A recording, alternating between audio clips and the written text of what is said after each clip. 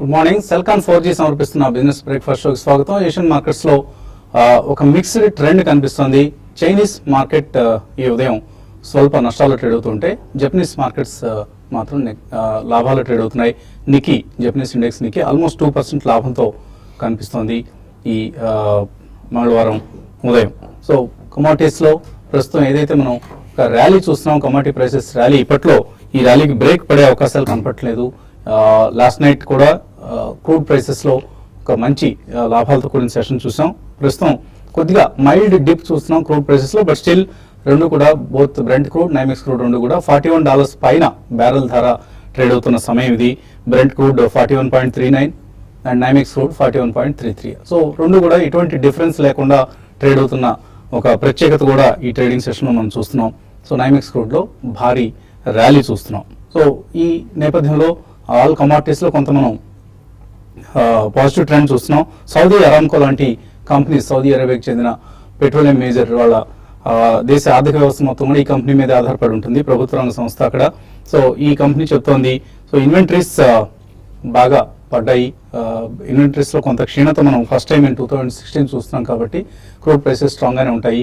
2016 అంతా కూడా బాగానే ఉంటాయి క్రూడ్ ప్రైసెస్ అన్న ఒక అంచనాను సౌదీ అరామ్కో ఇస్తుంది. సో ఈ నేపథ్యంలో గ్లోబల్ మార్కెట్స్ లో రిస్క్ ఆన్ సెంటిమెంట్ కొనసాగుతూ వస్తుంది. సో మన మార్కెట్ సంబంధించి నిన్న సెకండ్ హాఫ్ లో ఒక పాజిటివ్ ట్రెండ్ రావడంతో 7700 మార్క్ ను క్రాస్ చేసి దూసుకు వెళ్ళగలిగింది ఎన్ఎస్సి నిఫ్టీ. సో 7700 మార్క్ ఇంకా చేరువలో ఉంది అని మనం అనుకుంటున్న సమయంలో నిన్న ఒకసారిగా ఈ లెవెల్ క్రాస్ చేయడం కూడా మనం చూసాం. అండ్ 100-day మూవింగ్ యావరేజ్ ని అధిగమించింది నిఫ్టీ సునాయాసంగా. 7609 100-day మూవింగ్ యావరేజ్ దాన్ని సునాయాసంగా నేను అధిగమించింది. ఇక ఈ సిరీస్ లో 200-day మూవింగ్ యావరేజ్ ఏదైతే ఉందో 7906 ఈ లెవెల్ కూడా అధిగమిస్తుందా లేదా అన్నది మనం వెయిట్ చూడాల్సిన అంశం. దానికి కొంత పాసిబిలిటీ కూడా కనిపిస్తోంది. ఈ లెవెల్ ను కూడా టచ్ చేసే, అట్లీస్ట్ ఇఫ్ నాట్ క్రాస్ చేసి క్లోజ్ అయ్యే అవకాశాలు లేకపోయినా ఎక్కడో చోట బ్రీఫ్ గా టచ్ చేసే అవకాశాలు ఉన్నాయి.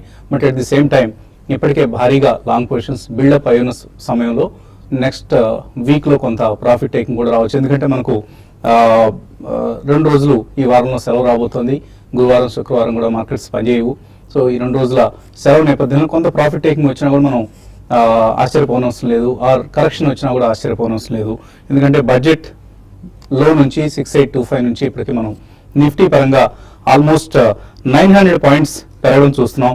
దీనికి ప్రధాన కారణం ఫారిన్ ఇన్స్టిట్యూషనల్ ఇన్వెస్టర్స్ కు ఇండియన్ ఈక్విటీస్ పట్ల నెలకొన్న పాజిటివ్ సెంటిమెంట్. సో ఒక మార్చిలో చూస్తే మనం almost 13,000 crores worth stocks FIs cash markets, Indian markets లో కొనడం చూసాం. ఫస్ట్ 2 months ఏదైతే ఉందో జనవరి, ఫిబ్రవరిలో 26,000 కోట్ల రూపాయల వర్త్ స్టాక్స్ ఎఫ్ఐఎస్ అమ్మారు. బట్ ఈ నెలలో 13,000 కోట్లు కొన్నారంటే ఆల్మోస్ట్ 13,000 crores రికవరీ మన ఇండియన్ మార్కెట్స్ లో. ఇదే డబ్బు ఇండెక్స్ ను నిలబెట్టింది, ఇండెక్స్ ను పైకి తీసుకెళ్లిన డబ్బు కూడా ఇది. సో 900 పాయింట్స్ రికవరీ మనం నిఫ్టీలో చూస్తున్నాం. అలాగే సెన్సెక్స్ కూడా ఆల్మోస్ట్ 10% పెరిగింది. In fact this is an emerging markets party. మనం కూడా అనుకున్నాం బ్రెజిలియన్ మార్కెట్ ఈ నెలలో చాలా అవుట్ పర్ఫార్మ్ చేసింది, ఆల్మోస్ట్ 16% పెరిగింది. అలాగే 19% పెరిగింది ఈ నెలలో బ్రెజిలియన్ మార్కెట్. అలాగే రష్యన్ మార్కెట్ 15% పెరిగింది. అండ్ మన మార్కెట్ షాంఘై మార్కెట్ కూడా ఆల్మోస్ట్ 15% పెరిగింది. మన మార్కెట్స్ ఈ నెలలో 10% నిఫ్టీ పరంగా, అలాగే సెన్సెక్స్ పరంగా 9% గ్రోత్ చూస్తున్నాం. సో ఆల్ ఇన్ ఆల్ 2016 లో ఫస్ట్ 2 months డిసప్పాయింట్ చేసినా కూడా ఇప్పటికి కూడా మనం చూస్తే ఎమర్జింగ్ మార్కెట్స్ పరిస్థితి 2016 లో మెక్సికన్ మార్కెట్ 8% పెరిగింది, బ్రెజిలియన్ మార్కెట్ ఆల్మోస్ట్ 18% పెరిగింది 2016 లో. అలాగే షాంఘై 14% తగ్గింది. మన నిఫ్టీ ఇంకా ఇప్పటికి కూడా 3% నష్టంలో ఉంది 2016 ఏ టు డేట్ పర్ఫార్మెన్స్ చూస్తే. సో ఈ నెలలో వచ్చిన రికవరీ మినహాయిస్తే జనవరి, ఫిబ్రవరిలో భారీగా నష్టపోయిన సంగతి మనం చూసాం. ఆల్మోస్ట్ 6800 లాంటి లెవెల్స్ కూడా టచ్ చేసి అక్కడ నుంచి రికవర్ అవుతూ వస్తుంది. సో మనీ క్లియర్ గా హై బీటా స్టాక్స్ వైపే మొగ్గు చూపుతోంది. బ్యాంక్స్ కావచ్చు, మెటల్స్ కావచ్చు, ఇటువంటి కౌంటర్స్ లో మనం ఒక స్ట్రాంగ్ పెర్ఫార్మెన్స్ చూస్తున్నాం. వర్స్ట్ అయిపోయింది ఈ సెక్టర్స్ కన్నా ఒక భావన మార్కెట్స్ లో నెలకొంది. సో ఫార్మా లాంటి ఒక డిఫెన్సివ్ సెక్టర్ నుంచి మనీ హై బీటా స్టాక్స్ కి షిఫ్ట్ అయింది. సో ఇది మనం గమనించాల్సిన అంశం. సో యుఎస్ ఎఫ్డిఏ కన్సర్న్స్ వలన ఫార్మా స్టాక్స్ లో చాలా స్ట్రాంగ్ సెల్లింగ్ ప్రెషర్ వచ్చింది. 2015 లో మంచి రిటర్న్స్ ఇచ్చిన ఫార్మా కౌంటర్స్ అన్ని కూడా 16 లో నష్టాలు మిగులుస్తున్నాయి. సో కేర్ఫుల్ గా, ఎందుకంటే మన యుఎస్ ఎఫ్డిఏ అప్రూవల్స్ ఏ కంపెనీస్, అన్ని టాప్ కంపెనీస్, సన్ ఫార్మా కావచ్చు, డాక్టర్ రెడ్డీస్ కావచ్చు, అరబిందో కావచ్చు, ఆర్ లుపిన్ కావచ్చు, ఇటువంటి వోకార్డ్ కావచ్చు, ఇటువంటి కంపెనీస్ అన్నిటి కూడా ఎఫ్డీఏ కన్సర్న్స్ రావడం, ఇన్స్పెక్షన్స్ జరగడం, ఆయా ప్లాంట్స్ పట్ల అభ్యంతరాలు వ్యక్తం రావడం యూఎస్ఎఫ్డీఏ నుంచి చూసాం.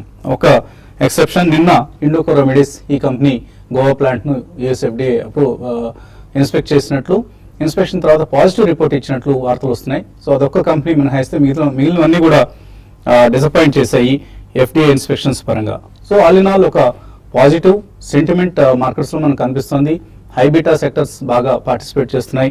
అండ్ నిఫ్టీ స్టాక్స్లో కనీసం 50 నిఫ్టీ స్టాక్స్లో 51 నిఫ్టీ స్టాక్స్లో 24 స్టాక్స్ ఇప్పుడు 200 మూవింగ్ యావరేజ్కి సమీపంలో కానీ లేదా పైకి వెళ్ళటం కానీ జరిగాయి.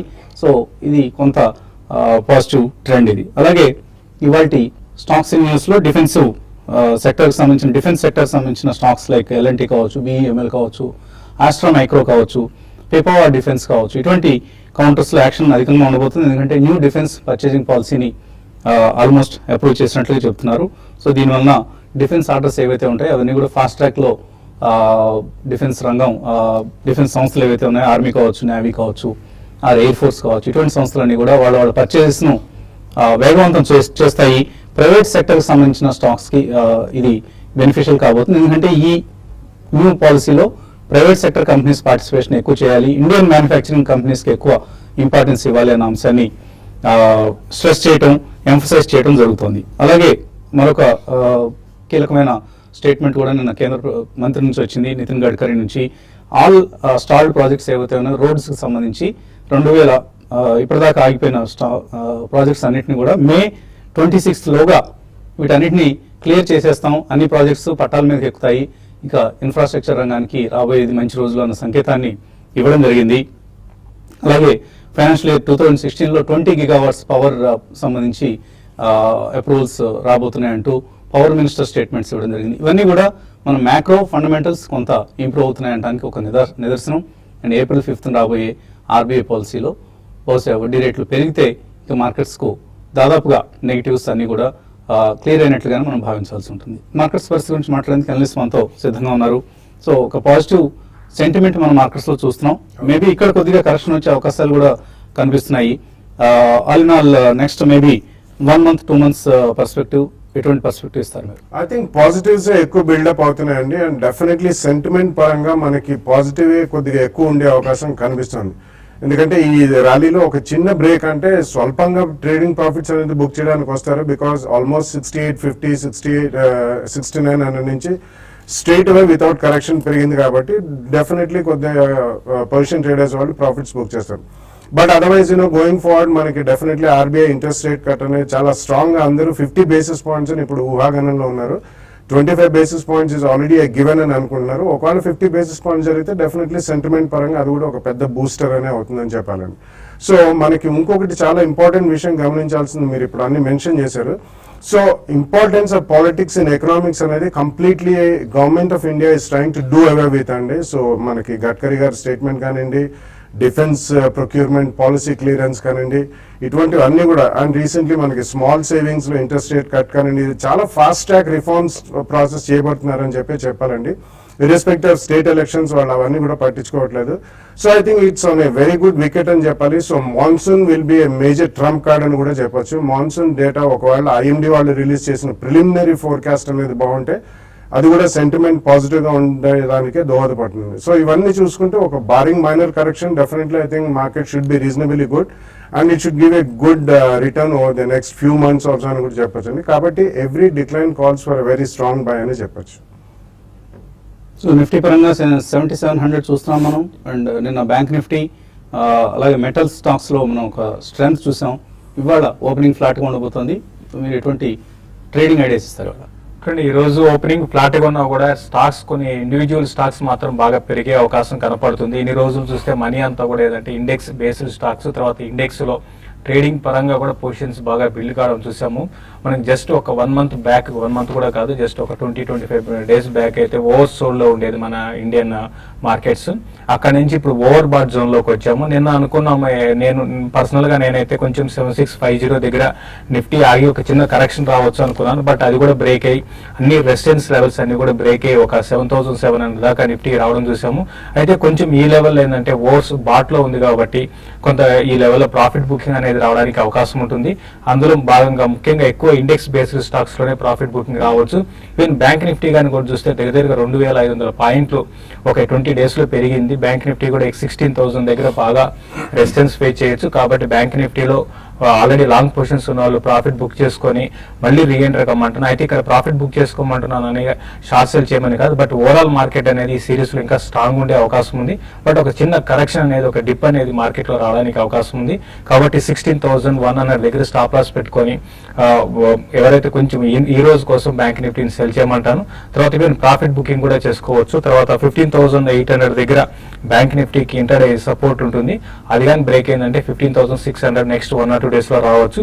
తర్వాత ఇండివిజువల్ స్టాక్ విషయానికి వస్తే చాలా స్టాక్స్ కొంత ఓవర్ బాట్ లో ఉన్నాయి కాబట్టి హైయర్ లెవెల్స్ లో సెల్ చేయమంటాను.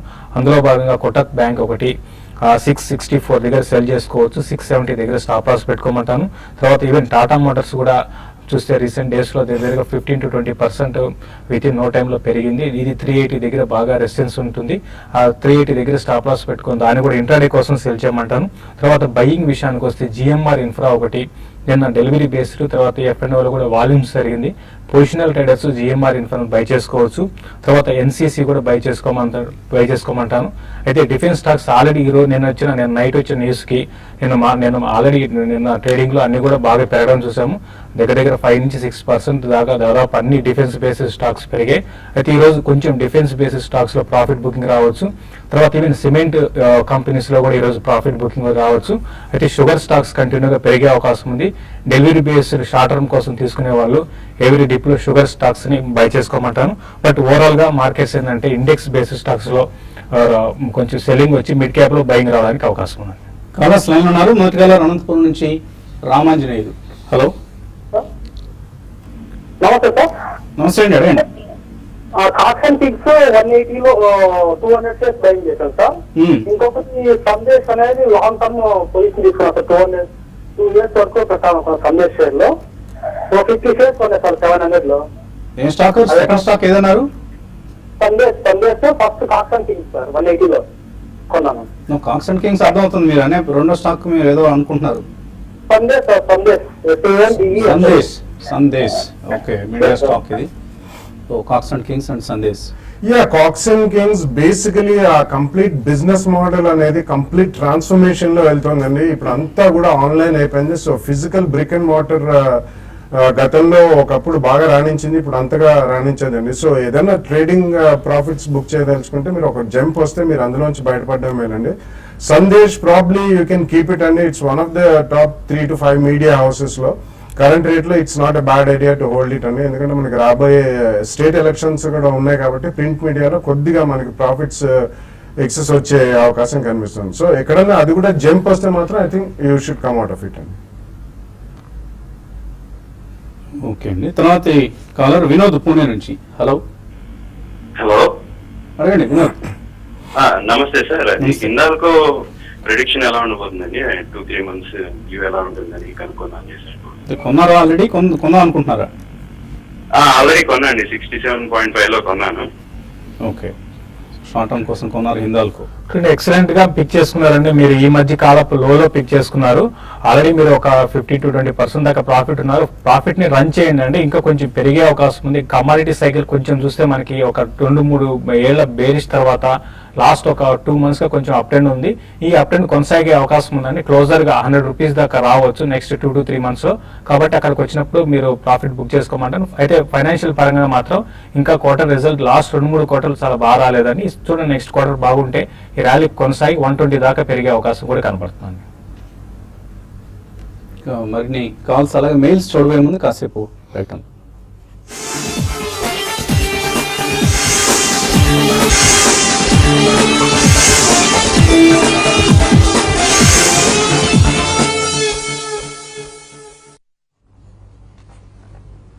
సెల్కాన్ 4G సమర్పిస్తున్న బిజినెస్ బ్రేక్ఫాస్ట్ షోకి తిరిగి స్వాగతం. తర్వాత కాలర్ లైన్ లో ఉన్నారు చెన్నై నుంచి Ravikumar. Hello sir, good morning sir. నాకు ఎస్ బ్యాంక్ టార్గెట్ ప్రైస్ కావాలండి. తర్వాత రిలయన్స్ డిఫెన్స్ నిన్న యావరేజ్ చేశాను సార్, అది టార్గెట్ ప్రైస్ కావాలి. సుజలాన్ యావరేజ్ చేయొచ్చా లేదా అనేది ఒకటి చెప్పండి సార్. సో రిలయన్స్ డిఫెన్స్ ఏ రేట్లో యావరేజ్ చేశారు మీరు? నిన్న మార్నింగ్ చేశాను సార్. నేను చేశారు. యావరేజ్ ప్రైస్ ఎంత అయింది మొత్తం మీద మీది? యావరేజ్ ఇప్పుడు ప్రజెంట్ వచ్చి అరౌండ్ 10% లాస్ లో ఉంది. 10% లాస్ యావరేజ్ తర్వాత కూడా. సో ఏం చేయాలి? నిన్న చూసాం డిఫెన్స్ స్టాక్స్ అన్ని కూడా బాగా ర్యాలీ చూసామండి. అయితే ఉన్న వాటిలో ఫైనాన్షియల్ పరంగా కూడా బాగా డెట్స్ ఉన్న కంపెనీ అండి. ఇంతకుముందు పిపావా డిఫెన్స్, ఇప్పుడు రిలయన్స్ డిఫెన్స్ గా పేరు మారింది. ఏదైనా కూడా ఇప్పుడు ప్రస్తుతం పరిస్థితుల్లో ఇవి కొంచెం ఇక్కడ నుంచి ఈ రోజు అయితే ప్రాఫిట్ బుకింగ్ రావచ్చు. బట్ ఓవరాల్ ట్రెండ్ పరంగా చెప్పాలంటే క్లోజర్ గా నెక్స్ట్ ఫ్యూ మంత్స్ లో 80 రూపీస్ దాకా పెరిగే అవకాశం ఉంది. కాబట్టి మీరు అక్కడికి వచ్చినప్పుడు దీంట్లో రిలయన్స్ డిఫెన్స్ ని ఎగ్జిట్ కమ్మంటాను. ఎస్ బ్యాంక్ ఇమీడియట్ టార్గెట్ అయితే మాత్రం 840 దగ్గర బాగా రెసిస్టెన్స్ ఫేస్ చేయొచ్చు. అక్కడ నుంచి కొంచెం డౌన్ ట్రెండ్ రావచ్చండి. బట్ ఓవరాల్ గా ప్రైవేట్ బ్యాంక్స్ చాలా స్ట్రాంగ్, ఆల్మోస్ట్ 52 వీక్ హైకి దగ్గరికి వస్తున్న స్టాక్ అంటే ఎస్ బ్యాంక్ అని చెప్పొచ్చు. నెక్స్ట్ ఫ్యూ మంత్స్ లో 52 వీక్ హై కూడా టచ్ అయ్యే అవకాశం ఉంది. కాబట్టి చాలా స్ట్రాంగ్ గా మీరు హోల్డ్ చేయమని చెప్తాను. రిలయన్స్ డిఫెన్స్ మాత్రం హైయర్ లెవెల్లో మీరు క్లోజర్ గా 80 వచ్చినప్పుడు నెక్స్ట్ ఫ్యూ మంత్స్ లో మీరు ఎగ్జిట్ కమ్మని చెప్తానండి. కరీంనగర్ నుంచి రవి లైన్ లో ఉన్నారు. హలో హలో సార్, నాకు శేషర్ ప్రశ్న. నేను ఐఎన్ ఎక్స్చేంజ్ తీసుకున్నాను సార్. ఏ షేర్ అండి? రవి అండి నా పేరు. ఐఎన్ ఎక్స్చేంజ్ స్టాక్ తీసుకున్నాను నేను 311 లో. అది ఫండమెంటల్ ఎలా ఉంటుంది, హోల్డ్ చేసుకోవచ్చా అండి? ఎక్స్చేంజ్ 311 లో కొన్నారు. అయాన్ ఎక్స్చేంజ్ ఎటువంటి సలహా ఇస్తారు? Ion exchange water treatment ya, definitely hold చేయమని చెప్తానండి. రీసెంట్లీ మనం చూస్తున్న VA Tech Wabag has been bagging orders. Definitely water is going to be next big business అండి. సో చాలా ఫ్యూ ప్లేయర్స్ ఉన్నారు మన దగ్గర. అయాన్ ఎక్స్చేంజ్ ఒకటి, విఏటెక్, వాబాక్, వోల్టాస్, థర్మాక్స్, ఇటువంటి వాళ్ళు. So definitely it's a good company అండి. మనకి స్టాండ్ అలోన్ డొమెస్టిక్ కంపెనీలో పెద్దగా ప్రాఫిట్స్ కనపడకపోవచ్చు. బట్ వాళ్ళు ఇంటర్నేషనల్ బిజినెస్, కన్సాలిడేటెడ్ బిజినెస్ లో మంచి ఫండమెంటల్స్ ఉన్నాయి కాబట్టి ఫండమెంటల్ ఇట్స్ సౌండ్ స్టాక్. 311 లో కొన్నారు, డెఫినెట్లీ రిటైన్ చేయండి. సో కొద్దిగా స్వల్ప నష్టంలో ఉన్నారు, బట్ నాట్ టు వరీ అండి. ఏమి గాబరా చెందాల్సిన అవసరం లేదు. ఫండమెంటలీ గుడ్ కంపెనీ ఇది. అలాగే ఈమెయిల్ సందేహాలు గమనిస్తే సూరి అడుగుతున్నారు, క్రాంప్టన్ గ్రీవ్స్ డీమెర్జర్ అయింది, ఆల్రెడీ అయిపోయిందండి. సో 2 షేర్లు వస్తాయి, non consumer and consumer. Yes వస్తాయండి. ఏదైనా is there any date where in they closed? So already split కావడం, లిస్ట్ కావడం కూడా జరిగిందండి. సో మీకు మీ అకౌంట్కి షేర్స్ క్రెడిట్ అవుతాయి. ఒకసారి మీ అకౌంట్ మీరు గమనిస్తూ ఉండండి. అబ్దుల్ ఫరూక్ అడుగుతున్నారు, యాక్సిస్ బ్యాంక్ 430 పుట్ ఆప్షన్ తీస్తున్నారు, బ్యాంక్ నిఫ్టీ 15,400 పుట్ ఆప్షన్ తీస్తున్నారు. సో అన్నీ కూడా ఆయన బేరిష్ ఆప్షన్స్ అన్ని పుట్ ఆప్షన్స్ లోనే ఉన్నారు. బ్యాంక్ నిఫ్టీ కావచ్చు, మారుతి కావచ్చు, యాక్సిస్ బ్యాంక్ కావచ్చు. ఇవన్నీ ఏం చేయాలి? ఇంతకు ముందు కూడా చెప్పడం జరిగిందండి, మార్కెట్ బాగా పెరిగి బులిష్ ట్రెండ్ లో ఉందని చెప్పాము. ఇప్పుడైతే కొంచెం యాక్సిస్ బ్యాంక్ ఈ రోజు కొంచెం ఒక చిన్న డిప్ రావచ్చు. ఈవెన్ బ్యాంక్ నిఫ్టీలో కూడా 1 or 2 days లో ఒక కన్సాలేషన్ డిప్ వస్తుందండి. వచ్చినప్పుడు మీ పుట్ ఆప్షన్స్ మీరు క్లోజ్ చేయండి, ఎందుకంటే ఓవరాల్ మార్కెట్ ఇంకా అప్ ట్రెండ్ లో ఉండే అవకాశం ఉంది. స్మాల్ కరెక్షన్ కోసం వెయిట్ చేసి వచ్చినప్పుడు కవర్ చేయమని చెప్తానండి. ఒక మారుతి మినహాయిస్తే మిగిలిన అన్ని కూడా మీరు రాంగ్ సైడ్ ఉన్నారండి. మారుతి ఒకటే స్ట్రాంగ్ ఎన్ కారణంగా వీక్ గా ఉంది. అది కూడా ఎన్ కనుక బలహీనపడితే మారుతిలో కూడా ర్యాలీ వచ్చే ఛాన్స్ కనిపిస్తుంది. సుధాకర్ రావు అడుగుతున్నారు, కోల్ ఇండియా 323లో కొన్నారు, ఈ రేట్ వస్తుందా? అలాగే సువేన్ కొనుక్కోవచ్చు ఈ రేట్లో. యా, కోల్ ఇండియా రేట్ వస్తుందంటే డెఫినెట్లీ వస్తుందండి. రీసెంట్లీ అది డివిడెండ్ స్ట్రిప్పింగ్ అయింది, ఆల్మోస్ట్ 27 రూపీస్ 50 పైసా ఇచ్చారు కాబట్టి అది ఎక్స్ డివిడెండ్ అయిందండి. సో డెఫినెట్లీ మీరు ఉంచండి, రాబోయే 6 to 12 months టైంలో మీకు you will get definitely a good rate. Suven కొద్దిగా మార్చ్ రిజల్ట్ గురించి వెయిట్ చేయండి. అది రీసెంట్ లోస్కి వచ్చి మళ్ళీ కూడా కొంచెం స్ట్రాంగ్ రికవరీ అనేది మనం చూసాం. బేస్ బిజినెస్ మీద I think they are doing reasonable well కాబట్టి మార్చ్ రిజల్ట్స్ అయిన తర్వాత 2 price points లో కొనుక్కోండి. పుల్లారావు అడుగుతున్నారు, డిఎల్ఎఫ్ 107 రూపాయలు, హెచ్డిఎల్ 70 రూపాయలు, ఐఆర్బి ఇన్ఫ్రా 233 కొన్నారు. ఇవన్నీ ఫీచర్స్ ఉన్నాయి, రోల్ ఓవర్ చేసుకోవచ్చు నెక్స్ట్ మంత్. రోల్ ఓవర్ అనేది ఒకటి నిన్న కూడా అడిగారండి సేమ్. ఇప్పటికప్పుడు ఈ సిరీస్ లో అయితే చాలా స్ట్రాంగ్ ఉంటాయి. ఈ సిరీస్ వరకు వెయిట్ చేయండి, ఇంకా టైం ఉంది కాబట్టి తర్వాత ఈ నెక్స్ట్ వీక్ లో డెసిషన్ తీసుకోవచ్చు. బట్ ఈ సిరీస్ లోనే క్లోజ్ చేసుకోవాలి. ఫ్యూచర్స్ లో ఉన్నారు కాబట్టి, అన్ని హై బీటాలో ఉన్నారు కాబట్టి ప్రాఫిట్ బుక్ చేసుకొని వెయిట్ చేయడం మంచిదండి. రవి అడుగుతున్నారు, శ్రీ పుష్కర్ ఈ stock, Shri Pushkar chemicals long term కోసం ఎలా ఉంటుంది? అది recently listed small cap stock అండి, but they doing reasonably well. So కాబట్టి ఇన్ మై ఒపీనియన్ కొద్దిగా ఆగ్రోకెమికల్ స్పేస్ లో కూడా వాళ్ళకి ఎక్స్పోజర్ ఉంది. డెఫినెట్లీ ఆల్రెడీ ఉన్నవి రిటైన్ చేయమని చెప్తాను. ఎక్కడైనా మనకి మార్చ్ క్వార్టర్ రిజల్ట్స్ అయిన తర్వాత, మాన్సూన్ డేటా అది వచ్చిన తర్వాత స్ట్రాంగ్ స్పాట్ వస్తే స్వల్పంగా profit book. Srinivas Dutt USA నుంచి అడుగుతున్నారు, ఈక్విటీ మ్యూచువల్ ఫండ్స్ లో ఇన్వెస్ట్ చేద్దాం అనుకుంటున్నారు, ఎటువంటి అకౌంట్ ఓపెన్ చేయాలి అని. సో దీనికి అకౌంట్ మీకు బ్యాంక్ అకౌంట్ ఉంటే సరిపోతుందండి. ఇక్కడ ఇండియాలో మీరు యూఎస్ నుంచి అడుగుతున్నారు కాబట్టి, సో బ్యాంక్ అకౌంట్ కనుక ఇక్కడ ఉంటే మీరు చెక్ ఇష్యూ చేసి సబ్స్క్రైబ్ చేయొచ్చు. వాళ్ళకి రిక్వైర్డ్ అప్లికేషన్ ఫామ్ ఉంటుంది, ఆ అప్లికేషన్ ఫామ్ ఫిల్ చేసి ఇస్తే సరిపోతుంది. మీకు డిమాట్ అకౌంట్ ఉండాల్సిన అవసరం లేదు. డిమాట్ అకౌంట్ ఉన్నా కూడా ఎటువంటి అభ్యంతరం లేదు, కానీ డిమాట్ అకౌంట్కి దీనికి ప్రస్తుతానికి ఎటువంటి లింక్ కూడా లేదు. స్ట్రైట్ అవే మీరు అప్లై చేయొచ్చు. గోపాల్ అడుగుతున్నారు, లిక్విడ్ ఫండ్స్లో ఎటువంటి రిస్క్స్ ఉన్నాయి? రిస్క్ అంటే వాళ్ళు ఇన్వెస్ట్ చేస్తుంటారండి. మీరు ఒక certain percentage of interest rate expect చేస్తే అది అందకపోవచ్చు, బట్ అదర్వైజ్ మీ క్యాపిటల్కి ఎటువంటి రిస్క్ ఉండదు. రిటర్న్ సంబంధించి మాత్రమే రిస్క్ ఉంటుంది. సో లిక్విడ్ ఫండ్స్లో ఇన్వెస్ట్ చేసే వాళ్ళు ఎక్కువ మంది దీనిలో ఎస్బీఐ అకౌంట్ కంటే ఎక్కువ ఇంట్రెస్ట్ రేట్ వస్తుంది కదా అన్న ఒక ఉద్దేశంతో చేస్తుంటారు. డెఫినెట్లీ ఎస్బీఐ అకౌంట్ కంటే వడ్డీ రేట్ ఎక్కువే వస్తుంది, కానీ it is not comparable with any fixed deposit rate. Fixed డిపాజిట్స్లో ఒకసారి ఎక్కువ ఉండొచ్చు, బట్ మీరు హోల్డ్ చేసే సమయాన్ని బట్టి, మీరు ఎంటర్ అయిన సమయాన్ని బట్టి రిటర్న్ ఆధారపడి ఉంటుంది. సో ఈ అంశాన్ని దృష్టిలో ఉంచుకోండి. శివప్రసాద్ అడుగుతున్నారు, బ్యాంక్ స్టాక్స్ ఎస్బీఐ, పిఎన్బి ఈ రెండు హోల్డ్ చేస్తున్నారు, ఎగ్జిట్ కావచ్చు మార్చ్ ఎండ్ లోపల, లేకపోతే ఏప్రిల్ ఎండ్ వరకు వెయిట్ చేయొచ్చా?